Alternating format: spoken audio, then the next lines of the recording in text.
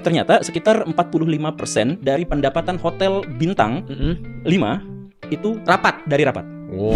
Karena lagi rame ada yang gebrak yang masuk ke dalam ruangan hotel itu kan. Saya mau jelasin seriusnya itu bisa dilihat dari beberapa hal. Oke, Yang coba. pertama teknisnya itu kejam banget. Oke. Teknisnya itu gini nih. DPR itu terburu-buru, gak tahu gimana ceritanya, buru-buru berusaha untuk mengesahkan RUU TNI. TNI tanpa bilang-bilang, tanpa diketahui, tanpa memberikan akses kepada masyarakat untuk bisa terlibat di situ. Ya. Jadi dia tutup, jadwalnya nggak ketahuan, acaranya Tempatnya di mana, diubah. tempatnya juga diubah gitu. Ya. Dia nggak tahu apa-apa. Dan situasinya adalah disimpan di hotel yang sangat mewah. Ya. Jadi saya itu kan pernah juga kolaborasi sama pemerintah, dan kalau rapat tuh di situ. Saya nggak tahu kenapa. Kalau rapat tuh selalu di situ. Terus katanya itu Dan hotelnya emang milik mereka gitu? Enggak? Iya, hotelnya katanya sudah bekerja sama lama dengan kayak milik mereka dengan bukan. ya. Ya, tapi miliknya mereka mungkin ya milik. Ngerti. Nah, jadi Bukan milik kita lah. dari sini aja kita tuh menemukan beberapa fakta unik di belakangnya, yaitu apa?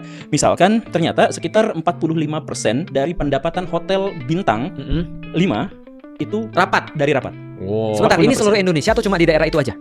Di wilayah-wilayah yang populasinya signifikan. Oke, Sudirman Tamrin. Ya misalkan gitu ya. Jadi 45% hunian itu ternyata dicarternya sama pemerintah. Bayangin. Jadi ketika kemarin itu ada isu efisiensi, hotel yang paling ketakutan karena berarti setengah dari pendapatan mereka itu hilang. Dan enggak juga kan? Dan ternyata enggak masih dipakai. Betul. Cuman maksudnya kalau misalkan efisiensi itu pendidikan kita diefisiensikan. Ya. Kemudian masalah Pekerja tingkat rendah. iya, pekerja itu diefisiensikan. Tapi masalah rapat di kantor itu saya langsung ketemu sama pemerintah, langsung kan saya tuh masih collab gitu ya. Saya tuh masih ngomong, "Ibu, mohon maaf ya kepada birokratnya. Kalau misalkan kita mau rapat bisa nggak, atau misalkan kita seminar atau apa, bisa nggak kita ngadainnya di kampus free apa?" Tapi mereka tuh tetap pengennya di hotel bintang. Ya. Dan kemudian saya pernah beberapa kesekian kalinya kolaborasi dengan pemerintah itu kaget karena apa?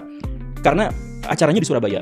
Saya berangkat pakai yaudah saya mau berangkat pakai pesawat. Dimintanya, "Sok pilih pesawat mana aja, jadwal mana aja karena anggarannya sudah disiapkan."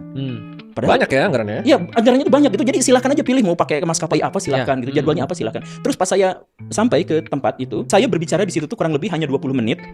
Tetapi walaupun 20 menit saya dikasih kamar hotel yang gede banget, yang saya pas cek itu sekitar 3 jutaan semalamnya. Padahal saya masuk ke ruangan itu pun itu tuh gak sampai sejam. Ya, untuk apa? Hanya untuk kamar.